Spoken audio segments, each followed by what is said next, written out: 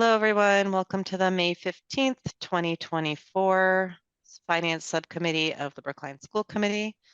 We will jump right into the agenda once I pull it up, which is first items, approval of Finance Subcommittee minutes from March 20th, 2024. Can I get a motion? I motion. Thank you. Can I get a second? Andy? Thank you.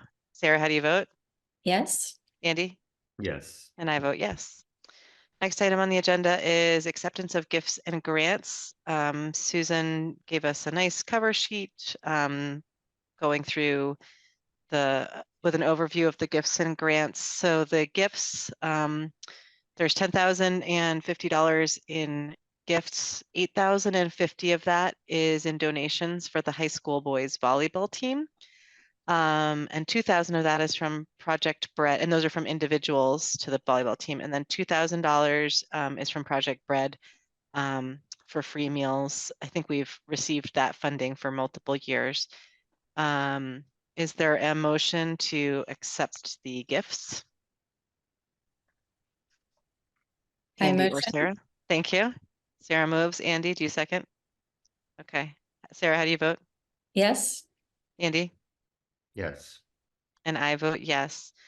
Susan, could I make a request? Last year, we added volleyball to the PSB Gifts portal as a pilot because many of the sports programs are basically using third-party platforms, some of which charge extortionate fees to them. And so volleyball was added as a pilot. There was a question about whether accepting gifts through the portal would be somehow more difficult for staff to manage. Is it possible that at an upcoming meeting, we could get a report from Kyle or whoever is dealing with that to see if it's actually pretty manageable and whether we could roll this out to other teams? Because again, some of them are losing like, I can't remember originally, I think volleyball was like 50% or 30. It was some insane amount of the money that was going to fees. So it'd be great to know if this is something that can be more accessible for other sports programs and other fundraising. Some of the programs have fundraising through this. They've figured it out. Other people are using, again, it's not just sports. It's a broader issue, but it's definitely sports. And Mariah, the portal doesn't have fees associated with it at all, or it only has the credit card fees. It doesn't have like handling or administrative fees that some of these other services charge. Right. Is that okay, Susan, to get an update on it? Okay. Yeah, absolutely. Thank you. I think Diane has been working closely with Kyle on that anyways. Okay, great. Thanks. The next update is, or the next one is on grants. Do we have grants? No grants this time, right? Just the $2,000. Oh, that was a grant. Okay. Grant. Okay. Yeah. So can I get a motion to accept grants? I move. Thank you. Andy, do you second? Thank you. Sarah, how do you vote? Yes. Andy? Yes. And I vote yes as well. And thank you to all of the donors and awarders of those grants and gifts. The next item on the agenda is the school bus contract update. And so I don't know if everyone on the subcommittee has had the chance to review the quick memo that's on page 6. But essentially staff is recommending continuation and another extension of the contract because it is both operationally going well and financially favorable. And so if finance wants to, the question would be if we vote to recommend to full school committee that this contract be extended. Any more discussion from the subcommittee, or are we okay to vote?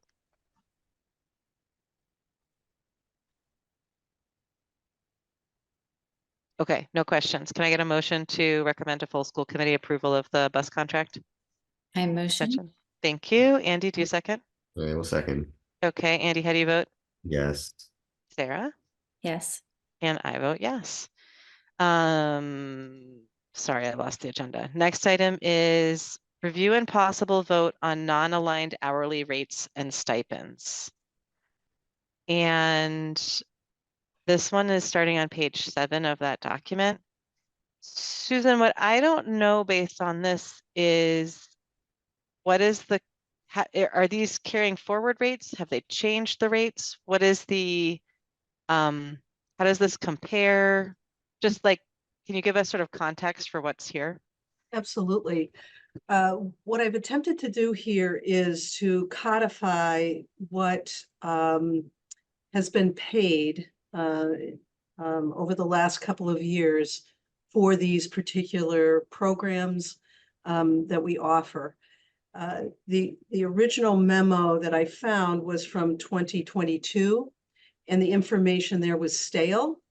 And there was a lot of confusion internally about what rates we're paying for the various programs that are typically held before, after school, or in the summertime.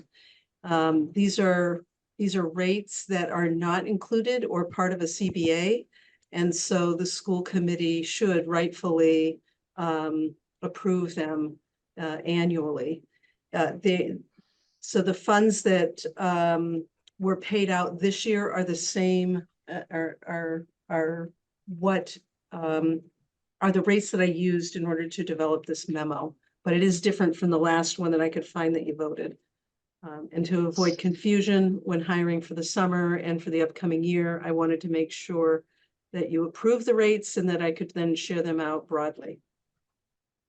So just if I might restate what I think you said to make sure I understood. Essentially, this is the current rates as you found them. There's no increase from current year to next year. No. Okay.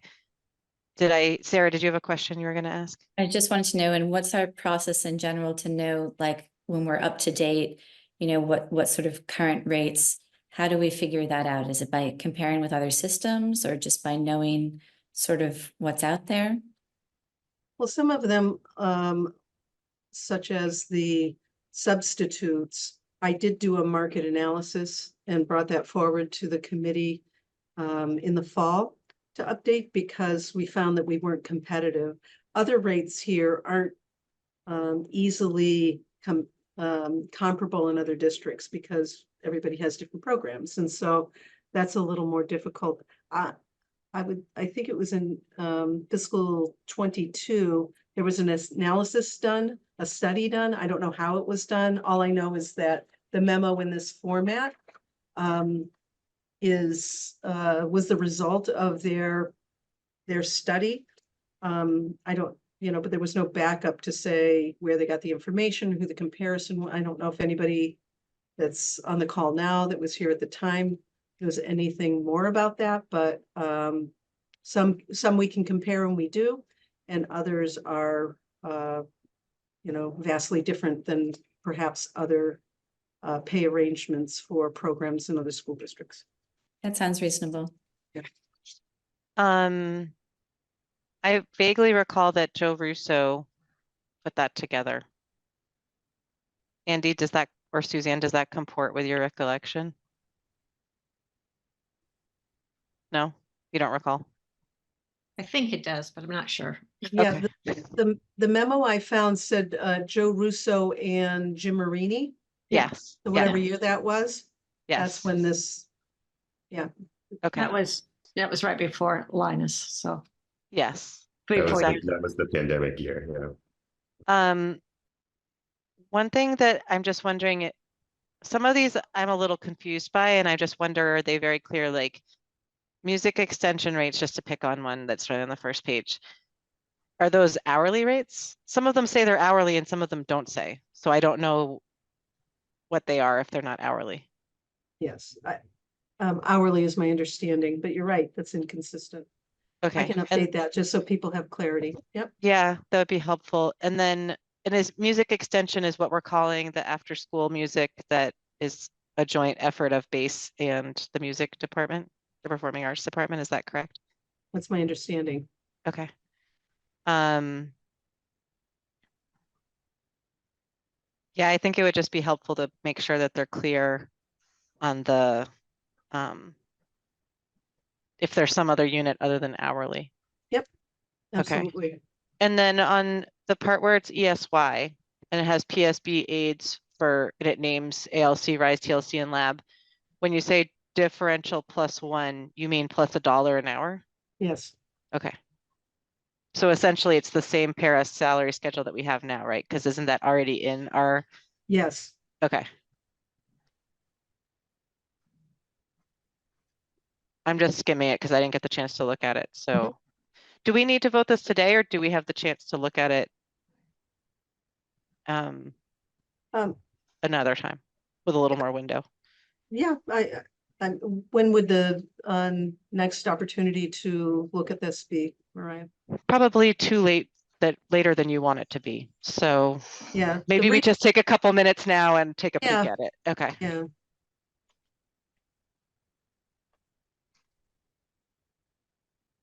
So essentially, whenever we see something that doesn't have a per time, we're taking that as to be a flat stipend. And then if it has a per hour, yes. okay. And you'll clarify the final version. Yeah, I absolutely Okay. will. And then I can resubmit it. It's not a problem. Okay. Well, we can still, I think, vote it, and maybe you get it cleaned up by the time it goes to full school committee. Is that Yes. tomorrow? Yes. Okay. Mariah, would I be able to ask a question? Yes, of course. Go ahead. So I'm wondering about the stipends for child study teams and student intervention teams. Do we know, are we currently able to recruit as many people for those as are needed? I remember there had been some discussion of, in needing to possibly sort of put more emphasis on child study teams, and in conjunction with that, maybe raising the stipend at some point. If it's not currently a limiting factor, then. I don't know if it's a limiting factor, but I can tell you that those rates are higher than they were before. Okay, so they have in fact been raised. They have. Okay. They were When last were they year. raised? Oh, last year? Okay. Yeah, but what I can't see, so what I see is the memo that was sent to the school board that you approved 2 years ago, and it had rates for 2 years. The rates that I observed being paid this year are not consistent with that memo. Mm. I couldn't find where a memo was brought to you, though it might have been. I don't know where and when. So what I did was I simply went through what we paid in FY '24 with modifications that had been made, when and how and by whom, I don't know. And I incorporated it into this memo to bring forward to you, so there would be clarity around what we're paying, and that the rates were not being changed without the board's knowledge. So this is kind of a reset. I didn't have all of this information in time for the budget, so I'm not recommending that we modify any of the rates, because I did not include money for them in the FY '25 budget. So there are the rates, if you look back at the last memo that I believe you approved, though not entirely sure of that, a number of these rates would be different. In fact, nurses were paid a flat rate. We could not recruit nurses in the summer, so that was changed to per diem. I don't know when, but I can say that last year they were paid per diem. So I just made modifications to reflect current practice. So just to be clear. And then in the future, we will,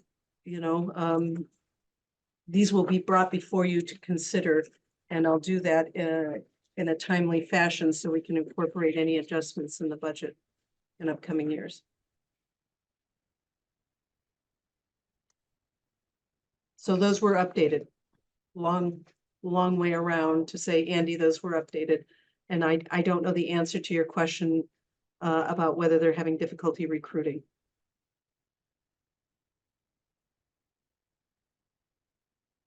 Can certainly ask. Yeah, generally I have the same question as Andy, is whether any of these aren't competitive. And like you said, you had already updated the substitute rate with us in the fall because you found it wasn't competitive. I definitely am sort of puzzled by some of these, but Me like too. the in-person translation is $20 an hour, but document translation is $45 an hour. I don't quite understand why morning movement's $35 an hour, but I don't like but a hospital tutor's 20. It doesn't make sense to me. But but certainly I was thinking that sounds like a good gig. which morning for movement, right? $35 an hour. I was Yeah, like, so maybe I'll I apply. don't, I don't know what some of these things mean. Also, like, are all of these positions active? Like, I don't know what coordinator of online learning at BHS means. Is that something that we're actually using right now? That's my understanding. Okay. Um, There were some things that were approved previously that when I reviewed it with principals and senior leadership, we no longer offer, and so they were eliminated from the schedule. So everything here should be things that we're actively paying people for. okay. Do the beep enrichment cost? Beep enrichment is paid as an additional X amount per week for parents. Do the costs that are articulated here for beep enrichment, are they fully covered by the fees that parents pay? That's a great question, and it's not clear to me if that's so. So Okay. I'll have to look into that. Okay. Well, I'm gonna make a motion to recommend this to full school committee with the slight cleanup we talked about. Knowing that this raises questions for all of this, but this is a very helpful first pass to begin to get your arms around these questions. And we're not answering we won't be able to answer all the questions right away, but even knowing what the building standards and knowing where we should be looking for this and being able to articulate them to other people is a great first step. And I thank you for that. But the motion, I guess I'm going to make is just to recommend this for to full school committee with the rest of that as an aside. Sarah or Andy, will either one of you second? Is that a hand, Andy? I didn't see it. Okay. Sarah, how do you vote? Yes. Andy? Yes. And I vote yes. Thank you. Next item on the agenda is FY 2024 Q3 financial report. Susan, I think that is you. Yes, actually, Diane and Did I the will- document get circulated? Betsy, did that get to us? Or no? No, I think the cover memo says that it's going to be submitted in a separate cover at the time of the meeting. So do you have that, Susan? I do have it. I probably queued it up and didn't hit send. Apologies. We are doing a lot here. Okay, so I'll present it, which I was going to anyways, and then I'll back up and I'll send it out. How's that? We'll get it to Betsy and we can put it up online. So this report, before I have Diane go through the actual financial component, has a complementary narrative to accompany it, because as many of you know, that there's some new school board members or school committee members here, I have been sharing throughout the budget process that we're trying to capture some increases in the FY 25 budget that are showing up in the FY 24. So when we look at transportation and this big increase in the FY 25 budget, it's because we are running over. I call that hot. We're running over in FY 24. And so to the extent that we could see these areas that were underfunded in FY 2024, we captured everything that we could as of January, when I published the budget for the upcoming school year. So I want to say that, and so this is really your first look at, as we say, you know, we're running hot, you know, meaning that we do not have sufficient funds to cover the expenses that are coming through as we process transactions in the finance department. And so there's some areas that I called out, like transportation, and there's a few other areas that are also underfunded in the FY 24 budget that cumulatively are causing us to overspend our total appropriation in FY 24. We still have work to do. This is not the final number. This is, as we see and what we see at this point in time. And so first, what I'm going to do is I'm going to bring up the actual financial report and have Diane go through the numbers. And then we'll double back and we'll talk about kind of what happened, some of the causes of that, and the actions that we're taking to ensure that we close this year and can navigate the upcoming year with transparency and visibility, with adding in some internal controls that need to be strengthened in order to prevent this from happening, or at least we will be able to see when things are happening in a time, space, and sequence that we can take actions to mitigate them earlier in the year. So I am now going to share. While you're doing that, Betsy, do you mind promoting Linus? I see he's an attendee, but not a panelist.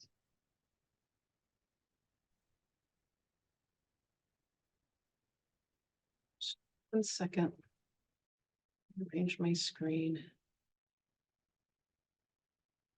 Linus is coming over now. Thank you.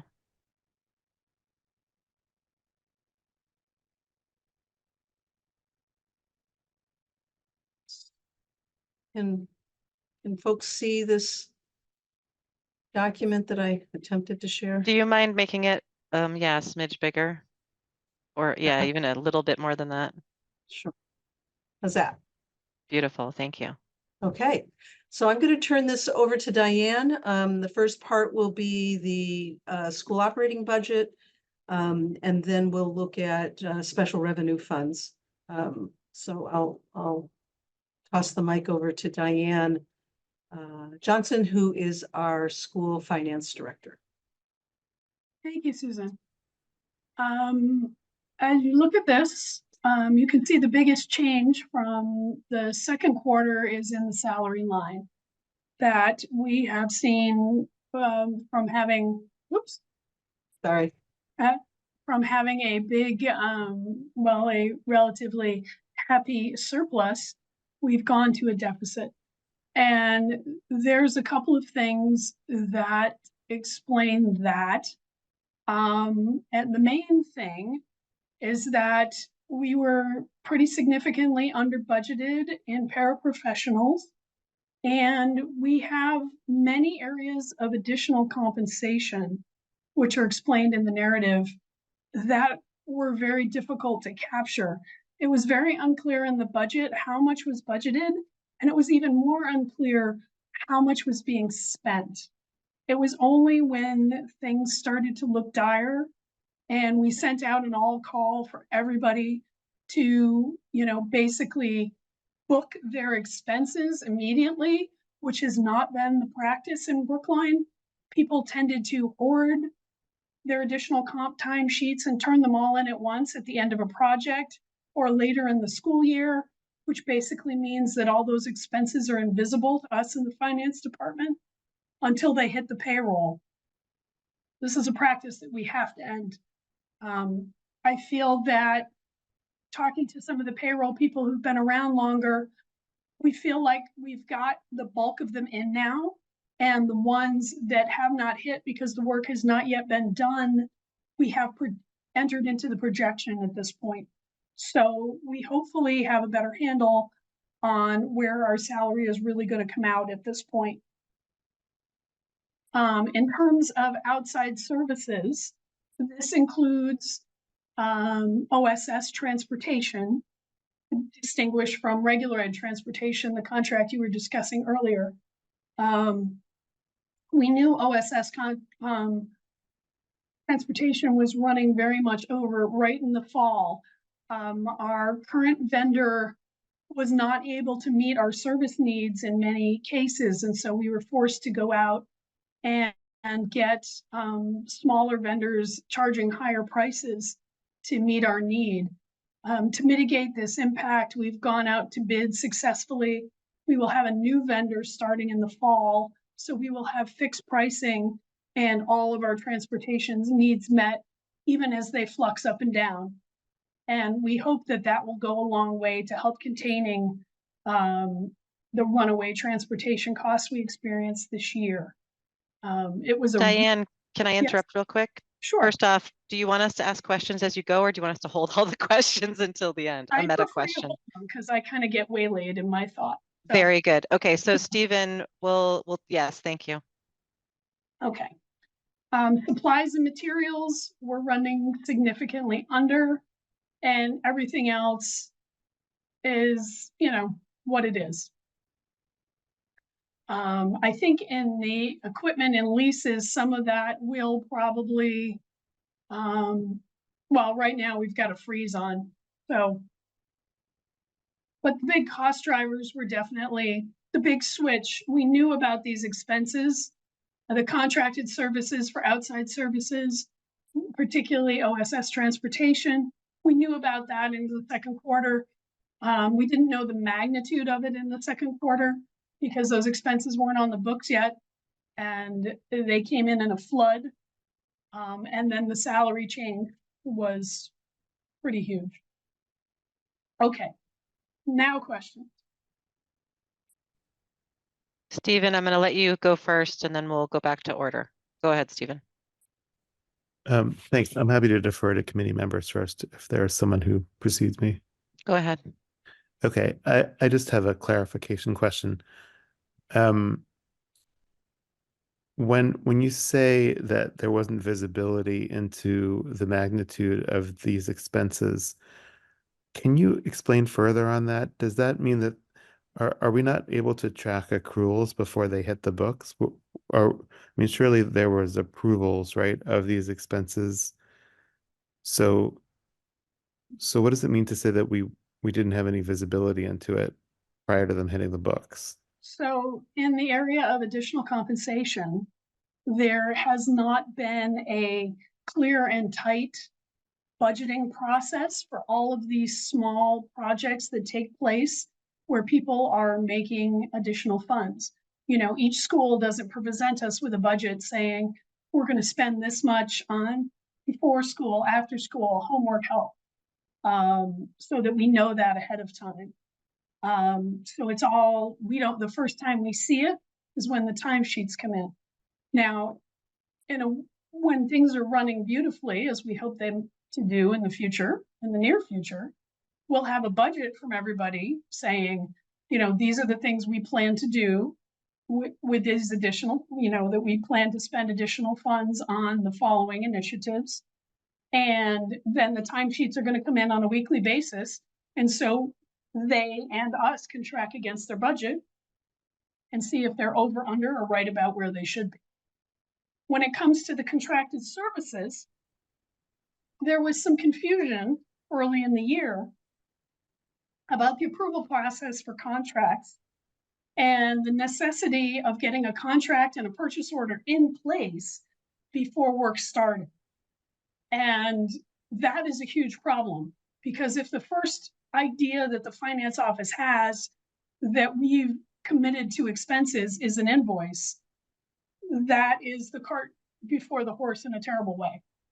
So we really need to work to make sure that no vendor is providing a good or service until we have a PO approved in hand. Because once the PO is in hand, we've set aside the funds, it's on the books, we know it's coming.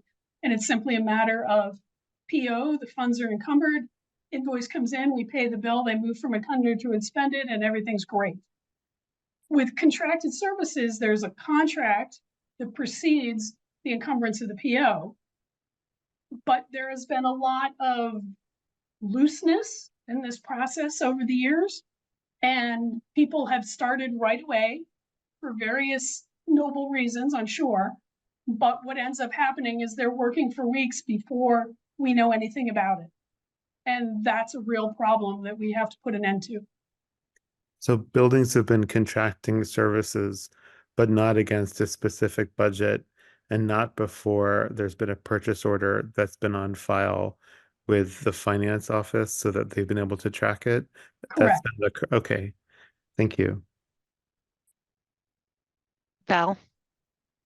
Thank you. On the personnel, you said that most of it was additional comp. I'm wondering what percentage or what amount of that is not, and how No, much of that would track to FY25 as a potential issue? some of it is additional comp, not all of it. Some of it is that paraprofessionals are about $1.2 million under budgeted. The bulk of the money is paraprofessionals. Right So now, have we accounted for that for FY25, I guess is my question. not entirely at this point. We are trying to get our arms around it. And we are also trying to get our arms around additional comp. But I don't think we're going to have a full and complete picture of our entire additional comp expenditures until we close the year and the last of the timesheets come trickling in.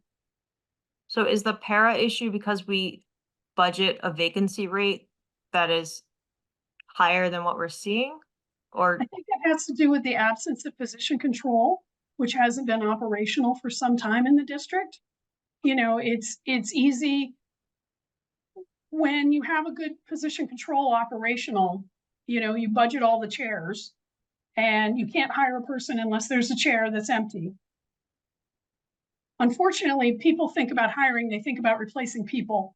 And so it's easy to say, oh, Sally left, we have to replace Sally. But they forget that they traded in Sally's chair for something else. okay, thank you. Before we get to Carolyn, I just want to ask one follow-up, Diane, on that.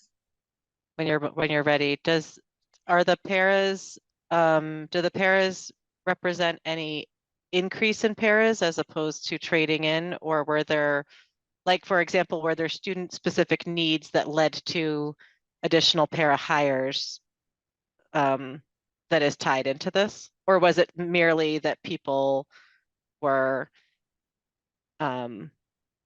lost track, I'll just say, of count? I would say it's more we lost track. Okay. You know, we didn't have a tight head count that came with the budget. So, Okay. you know, now we do. I mean, Susan did amazing work to pull together a really tight head count of what's happening this year and build that into next year. Okay. So we're much better positioned moving forward. Thank you. Carolyn? Thanks. And this is super clear, and I really appreciate all the work that must be going into trying to get all this in order.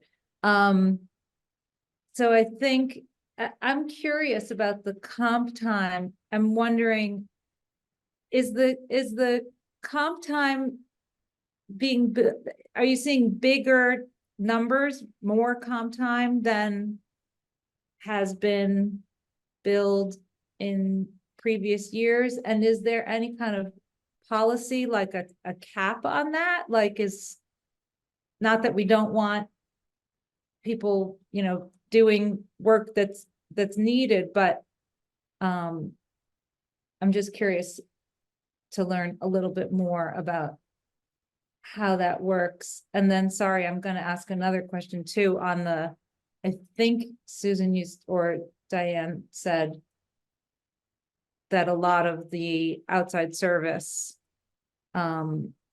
issue came from, I think you said, for out of district transportation. So does that result, how do we not know? So we have a budget for that for FY25. So how do we not know going into a school year? Is it because people sort of decide to go out of district or get out of district placements last minute? Okay. I think Yes, well, I'll answer your second question first. Out of district is constantly moving. Kids are graduating, kids are rolling out, kids are coming back, kids are moving district, you know, they go from residential to day, from day to residential. You know, they go from one placement to another. Maybe they were on a van with 3 kids. Now they're in a different placement. They have to go in a separate van. It's constantly moving. So that, you know, it's always moving. We knew it was running hot and we did budget more for 25. And hopefully, you know, hopefully if there's not a huge increase in out of district placements going into 25, what we increased in the 25 budget plus the new contract, hopefully will be okay. But if we have a real surge in out of district placements, you know, that's a toughie. Can you refresh me on your first question? Sorry, I was just curious to understand a little bit more of the nuts and bolts of comp time. And I Okay. fully understand, and it's really helpful to hear that you've discovered that much of this is a process problem, or the surprise of it was a process issue. And I'm also just curious, nuts and bolts wise, whether you're seeing more build hours of comp time than it looks like there were in past years, and also whether at some point do each of the schools have to have some kind of cap so that it doesn't explode in a way that isn't budgeted for? I'd actually say, if anything, it looks like it's a little less than previous years. What I think is the problem is the incongruity between budgeting and actual, not actually the total amount. That there's not been a really good way to capture it and to track it. And so I don't think it's the absolute amount of money, it's the unknown amount of money. That, you know, that it just needs to be known and clarified. I think it's just been too vague and catch as catch can. I'll give an example of that, Carol. In the budget that we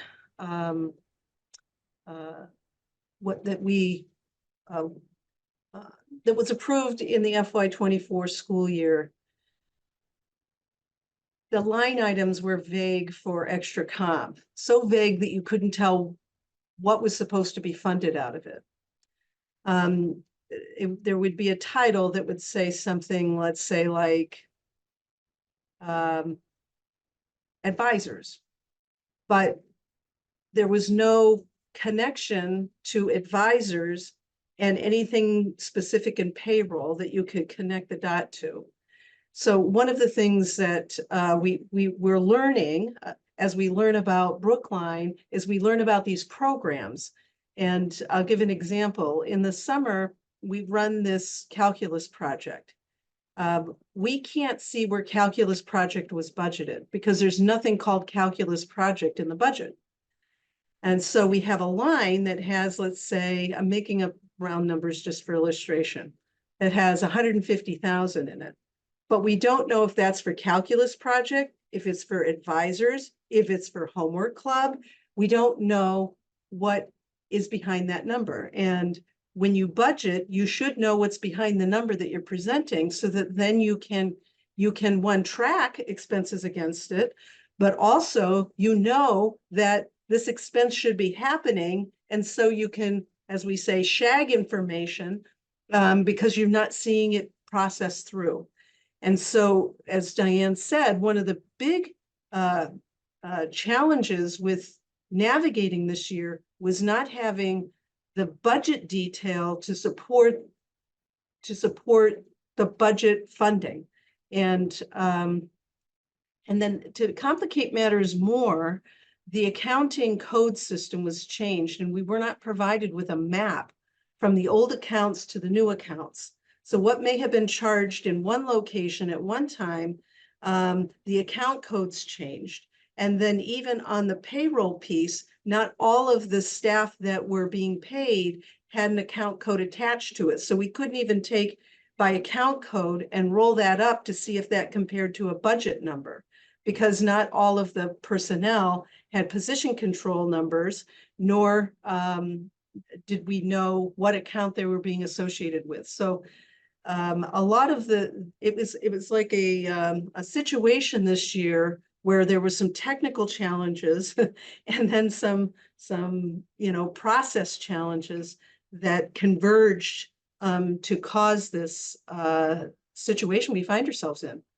So number one, we focused our attention this year on creating the staffing roster, which is 80% of your salary costs, to make sure that your educational plan was tied to your funding. And with the roster in place, we can then have position control. So we didn't have that when we walked in. We didn't have the staffing plan that underpinned the budget for this year. And so I've only been able to share as we could see things, as opposed to being able to monitor against a budget that we could identify what the exact expenses were by account. So it's been a little challenging, and unfortunately we find ourselves here as a result, not seeing this in the forefront, but in fact, being on our heels and having this evolve rapidly. And here we are today. So hopefully that context helps. Absolutely. And I appreciate, I can see you are doing a lot of forensics here, and hopefully once you have a system, you'll be able to lock in going forward. So thank you. And thank you for the transparency. Sarah, I'm gonna ask a question related to this and then I'll call on you. Susan, in previous years, and Diane, in previous years in the salary, there was like a $1.75 million lump sum that was supposed to cover substitutes and stipends. Does that still exist as an amorphous blob of additional money? Ah, okay. No, and again, some of this is related to transitions in staff as well as transitions in accounting code systems, and trying to, I think, predecessors trying to transition to the ed reform model that we're supposed to be following with varying degrees of success. So one of the things that I think was surprising when we did the end of the year report is that over 2,500 accounts were added.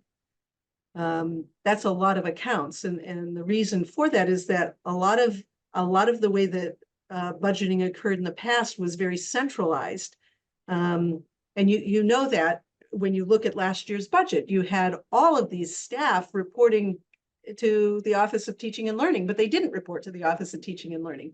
But money was over there instead of sitting in the schools where the staff were. So when you have these situations where funding's in one place but staff are in another, it just gets really convoluted and confusing. And so the work that we have engaged in this year was really to advance some of the work that our predecessors began, and that is to move to a building-based cost center approach to budgeting, which aligns with best practice and will provide that transparency. But we're not there, and this will be an evolution. It'll take us a couple of years to get things really tight here. As we see things, as things become clearer, then we can tighten them up. But a huge amount of work has been done this year to position ourselves for, better times ahead. So. Thank you for that.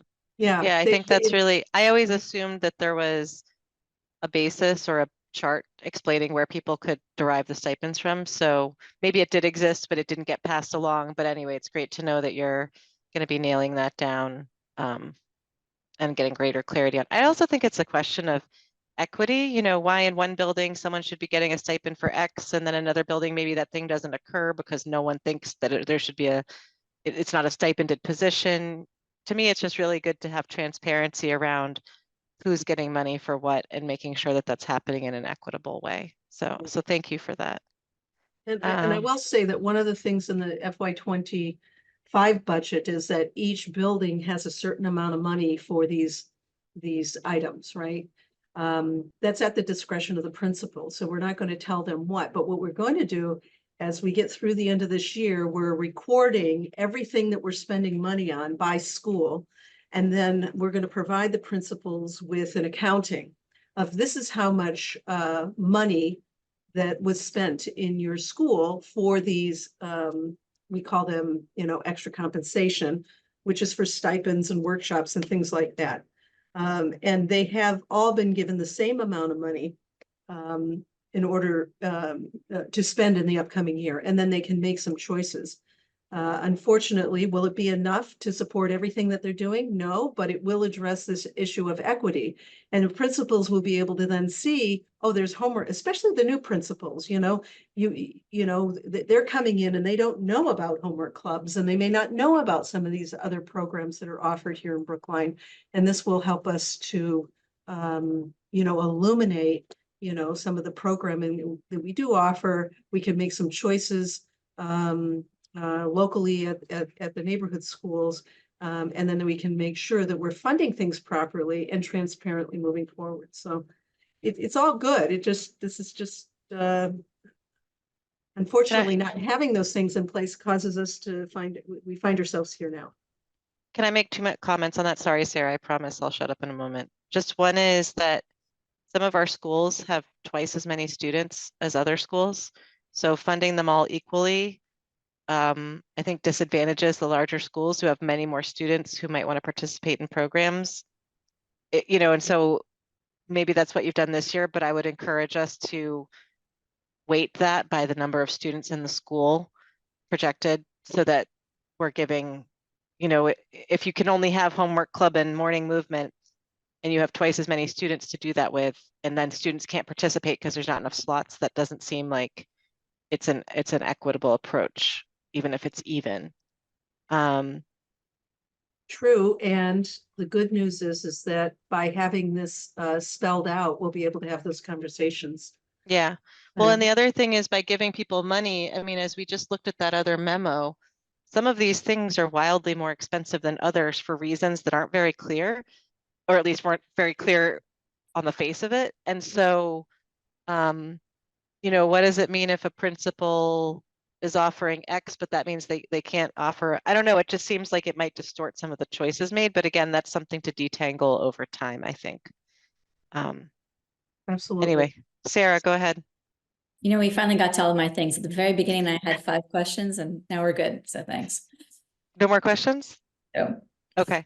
I have one other question about just the bus contract.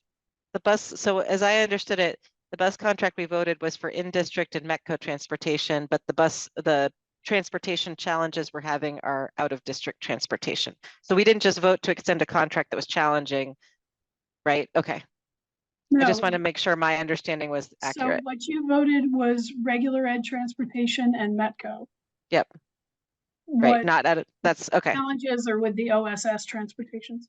Thank you. Stephen? Thanks. Susan, your example about the calculus project was really helpful for me. Could I just ask you to just take it one step further, just to further educate me? Under the old system, how would then the expenses for the calculus project be reconciled at the end? Would it just be placed in a big bucket and then everything would just be reconciled at a very high level, or would there be budget categories or lines that would be reconciled against each other? It appears that it was done at a very high level. Okay. Yeah. So which then doesn't allow you to tease out what you actually have funding for. Right. If it's, you have a big bucket and it's $3 million, let's say, and you don't know how the expenses that are coming through align to that 3 million, you don't know until after you spent the 3 million, and which is what's kind of happened this year, right? You spent, and not saying the number's 3 million, I'm just using that for illustration, but until you spend out the 3 million and you're only in, let's say, March, you don't know that it was underfunded, because you don't know what's behind some of the numbers. And that's really, in a nutshell, what we're faced with here. We have these smaller random buckets of numbers that aren't significant.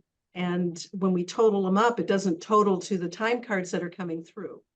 And so, but we can't tell what was in and what was not included, because we didn't have the detailed information. And because we're new, we don't know what the programs are. So we don't know what's in front of us unless we have a bit more of a roadmap than we can track within the systems here. And another challenge that also makes it convoluted is that at the end of last year, there was money left over in federal grants that was expiring. And so there was a desire to spend off money that we were going to lose. And so if you get into situations where you're trying to spend off money, then you start pushing expenses into one-time revenue sources, which then when you're trying to look over time at like a run rate or a spending pattern, it skews it. Because in one year you might see $1 million worth of expenses. The next year you have 300,000, let's say, and then the next year it's somewhere in between. So being able to not only track by account, but by funding and having some fidelity to your processes will help you to be able to manage your resources, you know, really with clarity. And we don't have clarity when we look back. I look at, and I don't understand why, right? I look at the close of last year, 8 custodians were charged against the use of facility fund. Well, there's no money left in the use of facility fund, and I don't raise enough revenue to cover 8 employees. So we fixed that in the FY25 budget. I can't explain why that was done, and I'm not criticizing it either. I don't know if in one year you have 8 charged over here, and then the next year you have 2 charged over here. It makes it really difficult to be able to forecast costs and to look at trends and patterns over time.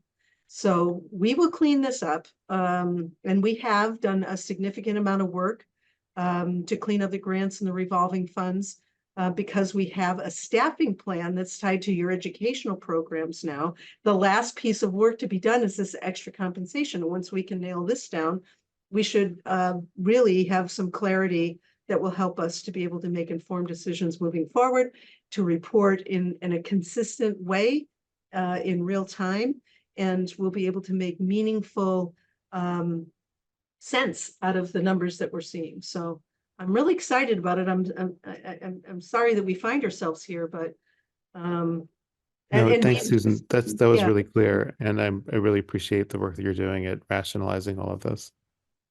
Hey, Susan, if you will, take a moment, because again, as you're talking about these various cost runs, to also talk about the work, I think the intentional work that you've been doing, you and the finance team have been doing with the partnership of those account building with the town side as well, because that was also some important learning there. Yeah, absolutely, because then this is another challenge, right? That the accounting system is not ours. The accounting system is the town's. And so one of the challenges that we've had is that the account code structure is the town's, and the town's account code structure doesn't align with DESI requirements. And so some of the work that's being done that I began and Diane has carried the baton forward is with partnering with the finance team on the town side to look at, our account codes and our structures, and to make some modifications so that we'll be able to print reports in a format that is customary for folks on the school side to use, as opposed to having to download information, manipulate it, put it in Excel, have Diane twist it up and down and sideways into various formats for me to be able to present to you, which is how we got through the budget season this year. So that is significant. It's really huge. And Diane has a lot of work that she's doing to prepare ourselves for this big shift that will happen over the summer, where we're going to be updating Munis. And again, without having without having the staffing plan in place, position control in place, the new account code structure in place and delineated within that, without tying the CBAs to the compensation that's in the staffing plan, it's really difficult to be able to have clarity around what your costs are and how they relate to different components of compensation. And so we're really super pumped that we're in a position to finally do what many of the people prior to our arrival were attempting to do, and that is to make these changes that will really be game changers on the school side. So yeah, our thanks to Melissa and the payroll department. A huge amount of work's been done there, as well as Lincoln. And of course, I would be remiss if I did not call out our finance team too, who has been amazing and relentless in their pursuit of getting our house in order. So yeah, a lot of work there. Thank you. Val? Thanks. Susan, when we started this conversation on this slide, I think you said that people were holding on to or sort of hoarding their timesheets. Has there been a procedure change so that there's a time frame by which they have to be submitted?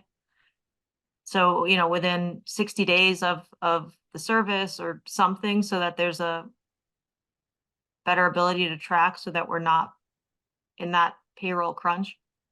Yes, well, we've asked folks to submit their time cards weekly. That because we ask and we explain and all of that doesn't mean that everyone has modified their practice.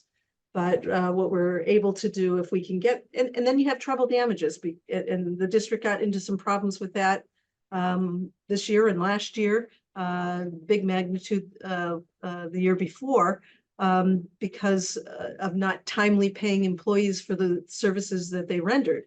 And so we keep driving home and to staff that we need this information at the time services are rendered so that we can pay that. So yes, we continue to have those conversations, and where we see time cards coming in that folks have had all year and didn't submit them, then our payroll and Diane are following up to explain to them, what the protocols are and the reason that it's important to follow them. And is it because of the CBA that we have no recourse? So for instance, in my business, if somebody doesn't submit their say reimbursement for mileage or whatever within 60 days of the month close, they don't get paid. They don't get reimbursed for it. So is it because of the CBA that we don't have that sort of control ability? Well, I would say some of our SOPs are not as tight and are clearly understood among staff. And certainly, even if you have standard operating procedures, SOPs, you also have to monitor the implementation of that and make sure that staff, when they come in and or transition into various roles, understand what you're expecting them to do. So I think that with the transition of so many people in all of these positions, I mean, understand you've had a constant stream of people in your HR department, as well as in your payroll and your finance department for years now. And a lot of tacit organizational knowledge was lost.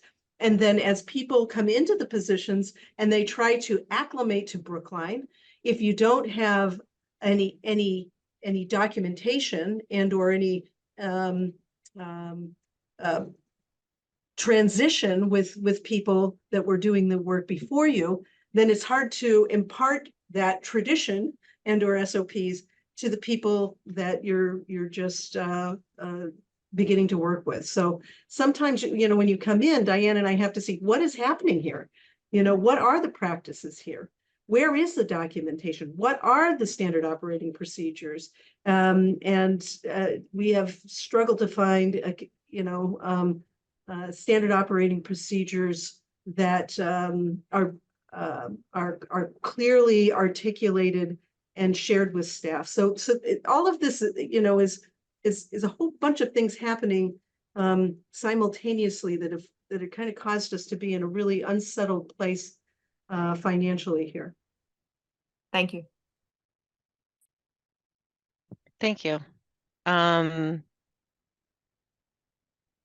Is this what we're going to review for, or is there more for the there is finance for the yep. Q3 report? So now, can you read that? I'm just teasing. So now Let me we'll get out go. my microscope. All right. So this is the beginning of the special revenue fund. So we have operating accounts, and that is really what what our budget is. It's appropriated by the town for our spending. And then we have special revenue funds, which are funds that come to us in the form of grants, federal, state, and private, as well as some revolving funds, which are set up in cases where it's permissible by law for us to charge fees. And those fees are then deposited into a revolving fund. And that revolving fund purpose is what defines what you can spend money out of that fund for. So I'll let Diane walk you through the special revenue funds. We'll do it section by section.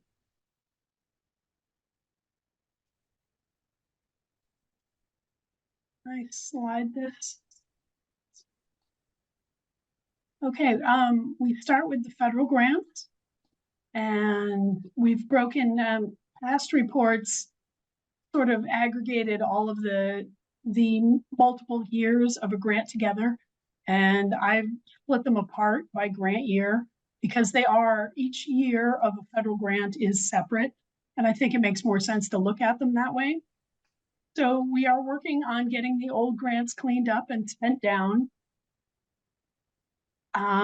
Where there are expenses available, we are moving them. Where there are not, we will have to return funds. But we're working back to front. So we're trying to finish out the old ones and move to the newer ones. Title I, Title IIA, Title III, we have 2 years to spend them. So we're still working away on the 23 grants. So whoever's driving this, if you could scroll down for me, thank you. IDEA, we've made the adjustments with the salary lines. We still have a bit of overage here that we have to take care of. There's the bulk of this overage. Some of it can transfer to the 24 grant, but about 50,000 of it is salary, is summer salary that needs to go to the general fund. But that will wait until we can make some movement and free up some funds. Can I ask one just question on labeling, just to confirm? When we say the FY24 approved budget, that's essentially the award that the federal government gave us. And then the revenue to date has to do with what we've drawn down on the approval. Is that correct? Okay. Correct. Thank you. Yes. And what, if you'll scroll back to the top, I'm sorry, whoever's driving, the budget estimate was what appeared in the budget book and was voted.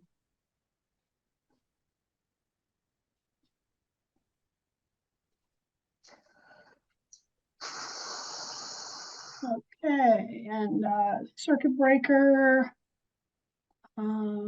we will fully expend that by the end of the year. Metco, we're on pretty good pace to spend that down. We've been encumbering away there. We did finish out the carryover from the old Metco grant.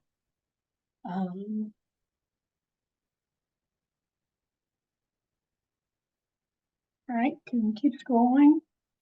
Can I ask one other sort of technical question? Like on the SCL mental health one from the state, the prior year ends negative. Can we use the current year to clear the prior year balance, or do we have to? Oh no, that's a point in time. That was on June 30, the end of the year fund balance. That had to do with cash received or not. Oh, okay. So we were just waiting for the reimbursement. I see. Thank you. Yep. And then this grant is now fully expended.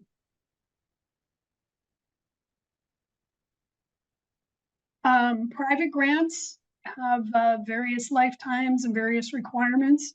We're, with money being tight right now, we're going back and looking at some of the requirements and seeing what we can utilize. And if we can keep going.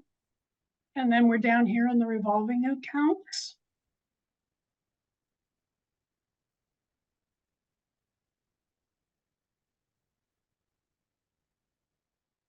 These are looking much tighter. So, any questions? Can you talk about food services a little bit? Sure. What would you like to know? Basically how, like, I can't quite tell from this, given that some of it's point in time data. Are we spending more than we've made? Are we spending less than we've made? Are we on target? I think we're in good shape. You know, now that the reimbursement is so much more from the state, you know, with universal free lunch. And I know that we have an incentive plan for additional sales in all of the kitchens. So I think we're doing pretty well. I think what they struggle with in food services is staffing predominantly. Wait, do you mean we have like an upselling thing happening? Yes. Hmm.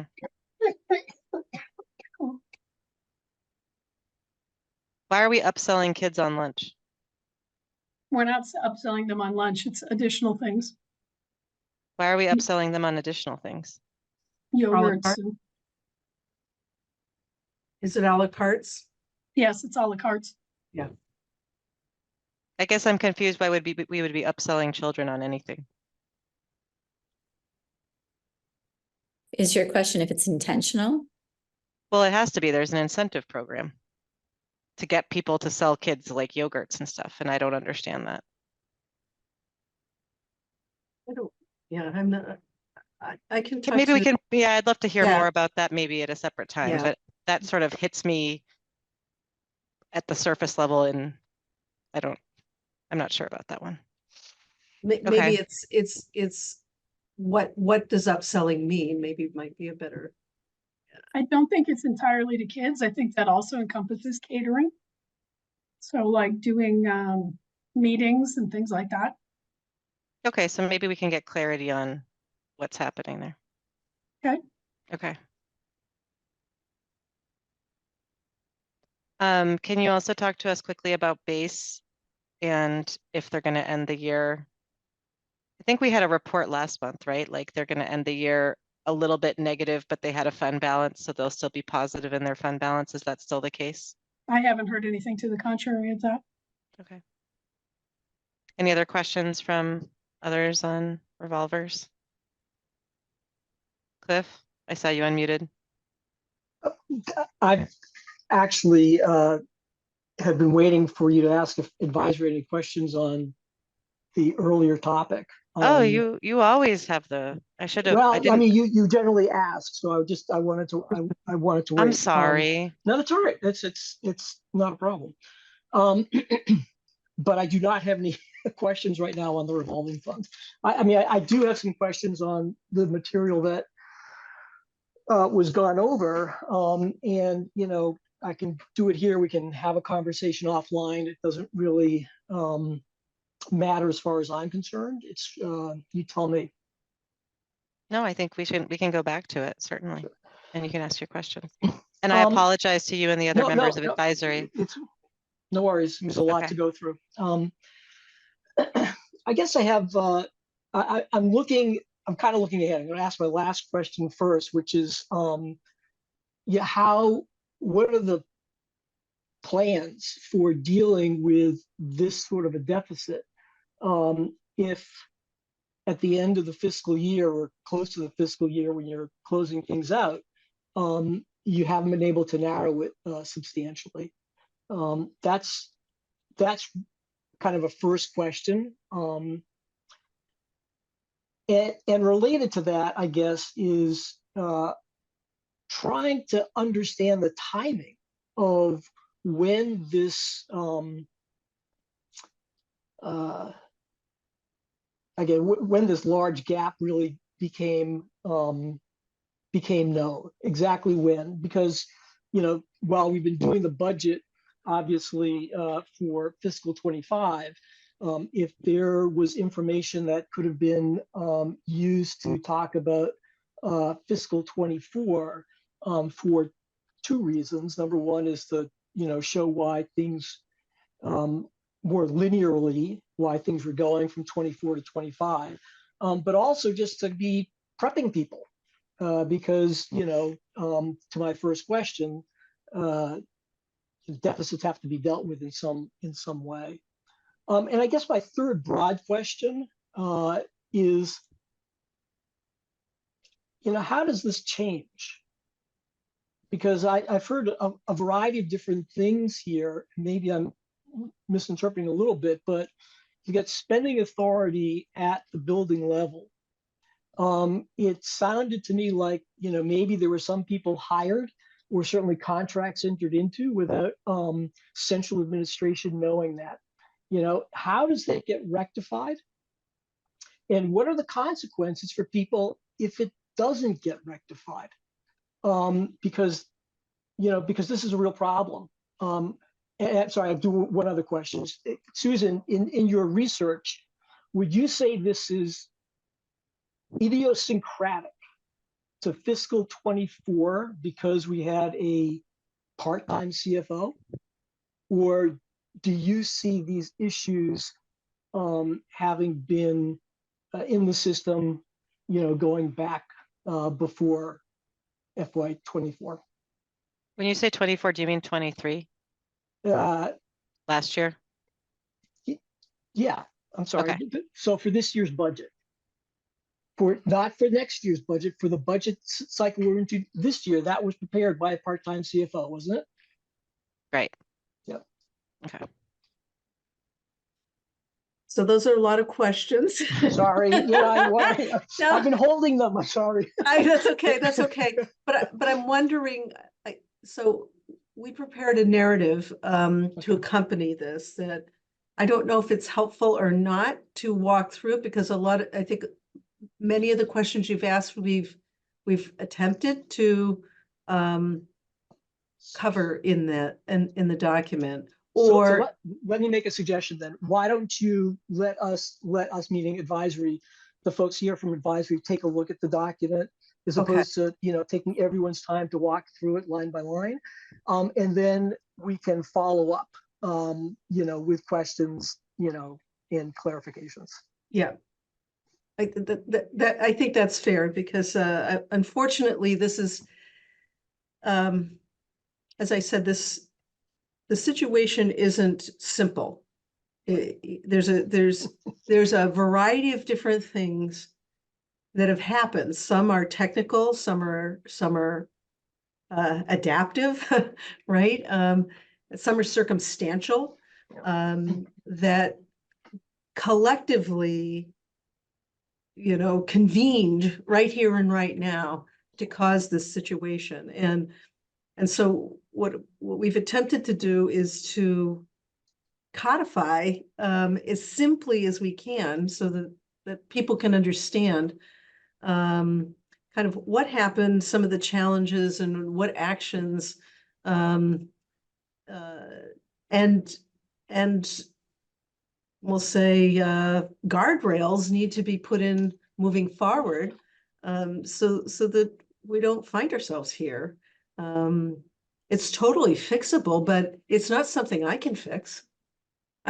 Diane can't fix it, right? I mean, we can take care of some of the technical things, but yeah, there's a lot of learning that needs to happen, and then practice that needs to change in order for us to get ourselves in the place that I think people expect us to be. We're the public schools of Brookline, and we should do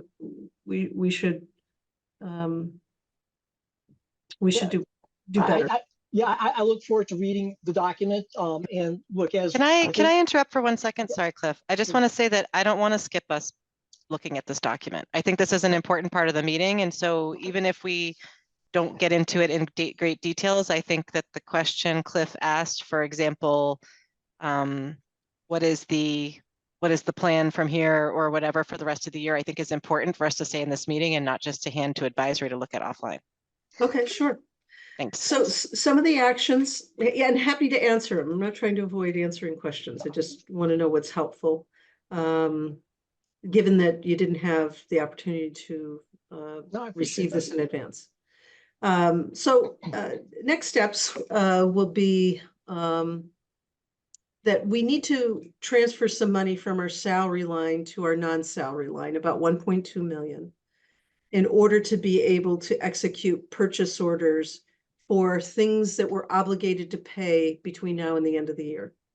We can't issue POs. And so for Diane to be able to track from now until the end of the year, expenses that are known, we want to be able to encumber them so that we can see them and not have them hanging offline. So in order to do that, the way the systems are set up, and I support them being set up this way, I mean, it's good practice, right? Is that there's certain triggers that if there's not enough money that you can't just go ahead and spend, right? Susan, do you want to make this document bigger for everyone to see or no? It's Yeah, sure. minuscule right now. Okay. Let me see.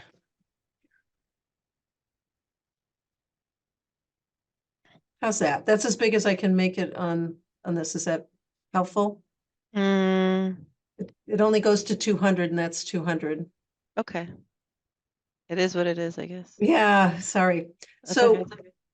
so that's the first thing we need to do. Next, we're going to continue to encourage our budget managers to review and close out the POs. Diane talked about this in other sections in this narrative, we discussed that further. But we do need to have budget managers to review the POs that are open and to modify them if between now and the end of June, we're not going to be spending money. So we still feel like there might be over encumbrances out there. We're also wondering if, in fact, we are aware of all the work that has taken place for which we don't have a PO, and that Diane has not been made aware of. So that's some of the work that we'll be doing.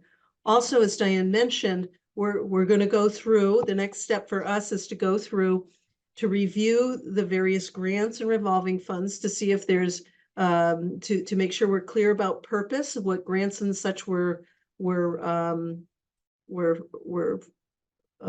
approved for, and look at the FY24 spending and see if there's anything there that should be charged off over to the grants.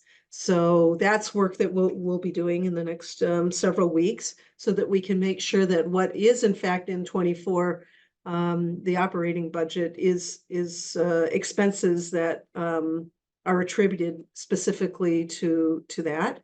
And then if when all of that work is done, there remains a deficit, and I suspect there will be, that we would seek a reserve fund transfer to cover whatever the variance is at the end of the year. So those are the steps that we will be taking this year. Going forward, of course, we have internal controls that will need to be put into place, and folks will need to be trained, and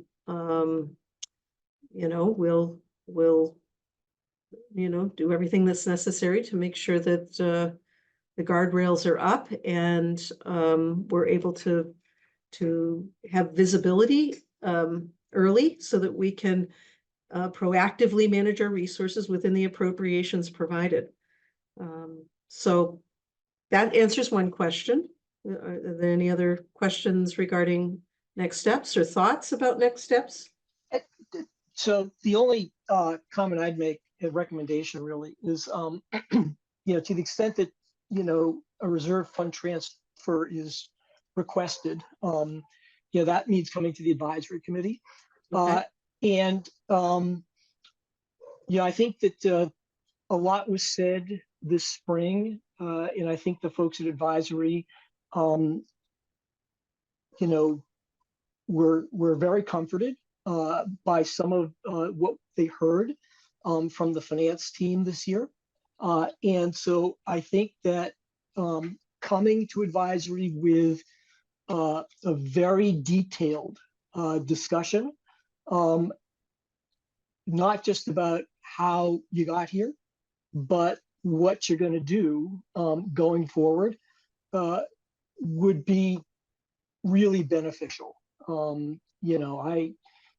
Particularly if some of these things have been issues that you can identify going back several years, because, we've heard about a number of things in the past, but certainly also if last year was idiosyncratic, and because you had a part-time CFO, and it's a very different environment. I think those points need to be made, because it will help people understand, and appreciate what you're trying to do. Totally appreciate that. So you had a few other questions, Cliff, if I can address them? Well, one of them is this idiosyncratic or not? The other question, and I don't know if you're in a position to really answer it, is, you're going to put in controls. We see that, and understanding what those might be would, play well to folks on advisory who happen to have a finance or accounting background. But, the question of, and we did talk about position control in your budget message this spring. But the question of changing behavior and what happens if people kind of like, they've tried to do that before and we're just going to do what we want to do. What from a personnel management perspective, have you been thinking about, or might you think about instituting to kind of handle that sort of a situation? And I don't know if you can talk about that here, but that's a question people will ask. And again, you may not be in a position to answer it here, and that's fine. I would just be prepared to talk about those types of things.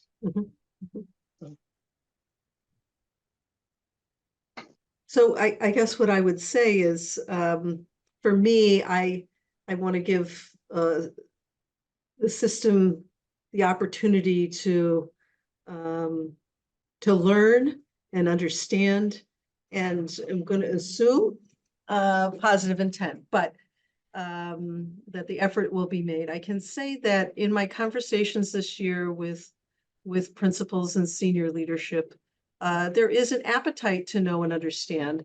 And I would say that, as you suggested with the advisory committee, that they also feel almost a relief to have these conversations, because nobody wants to find themselves here.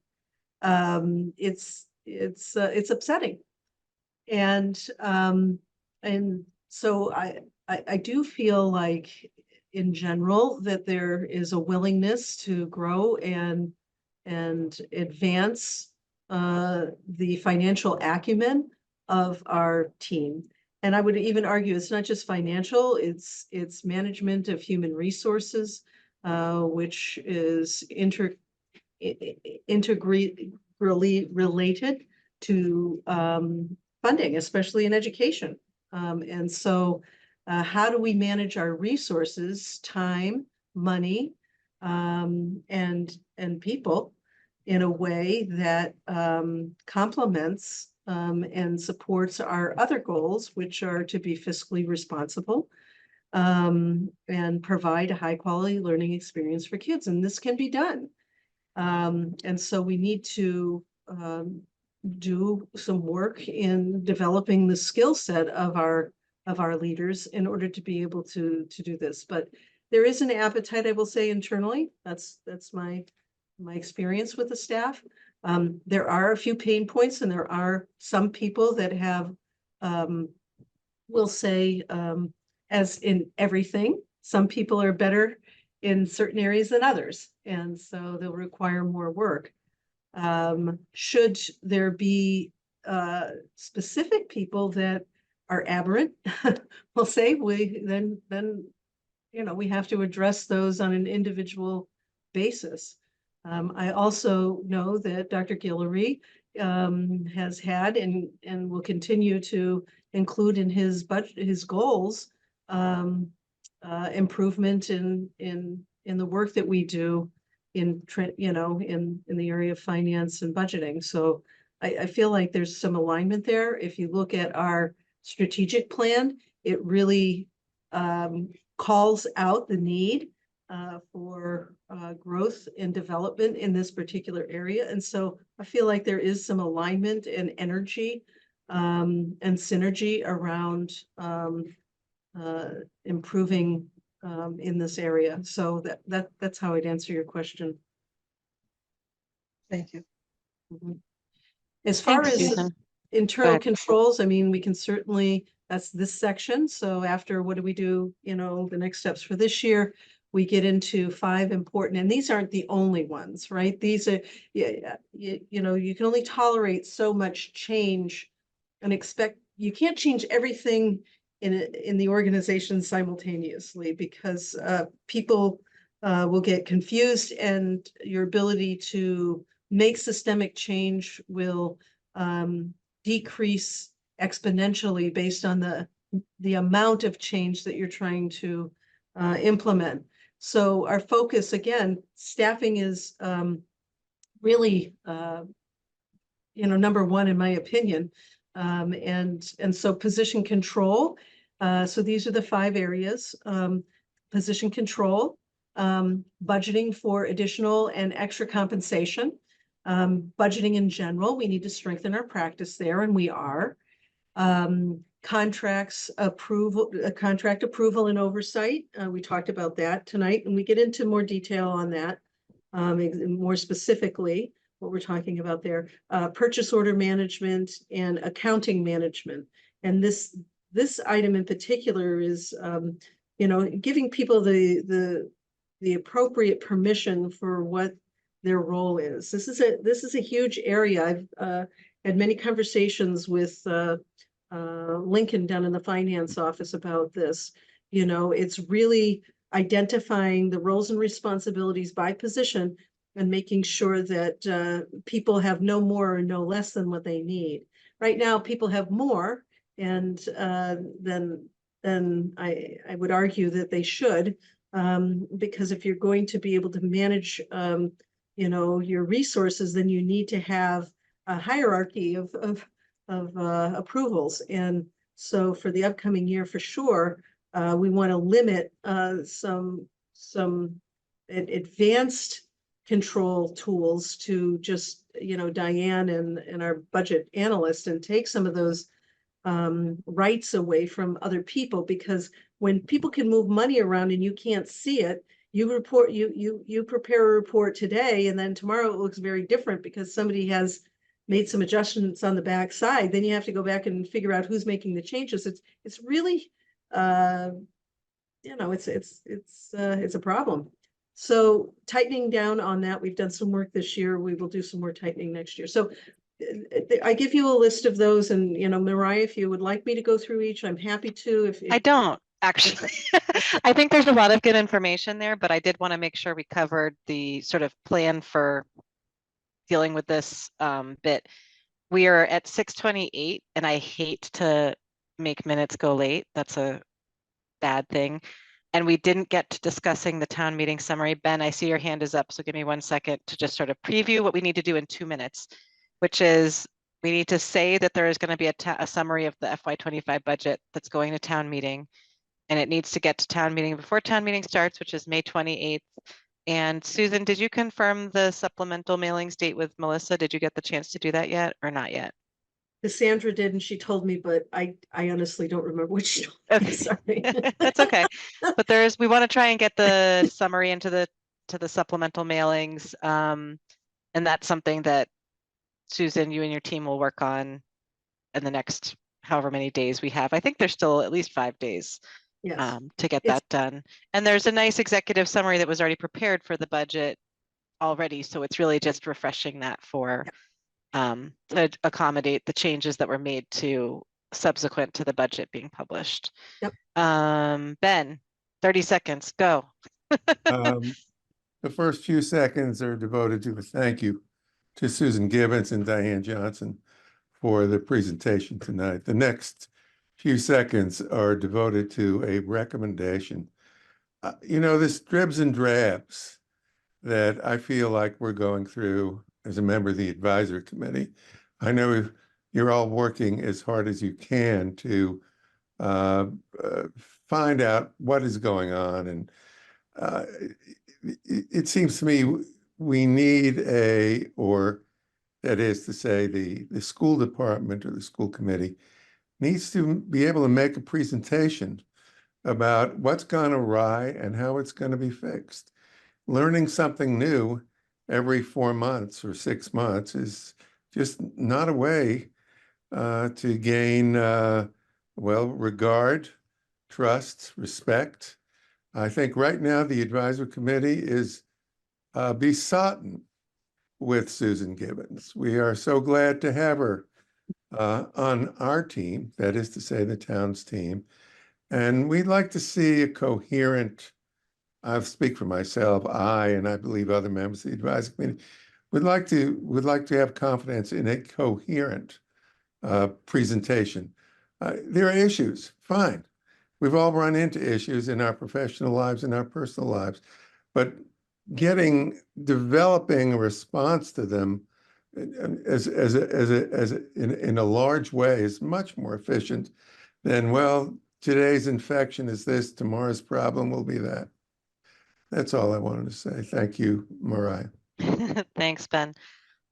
I know we're 1 minute over. I'm going to take 10 more seconds to just say that there's a tension between being transparent as you go along and which is, I think, what Susan and team are doing, and holding it until the end to be able to tell a complete story. And, you know, that there's a tension there. And so, you know, do we get serial reporting? We do. Do we get reporting much sooner than we would otherwise if we waited? We do. So there's that. We're at 6:32. I'm so sorry for the extra 2 minutes. Thank you all so much. We will discuss this again tomorrow night at full school committee. And Susan, it'd be great if we get the chance to circulate the document that we didn't get all the way through today, so that everyone can look at that for tomorrow as well. Thank you. Thank you, Susan. Thank you, Diane. Much appreciated. Yep, and we'll update this document as well. Oh, wonderful. Thank you Yep. very much. Yep, Bye-bye. no problem. Have a good evening. You too.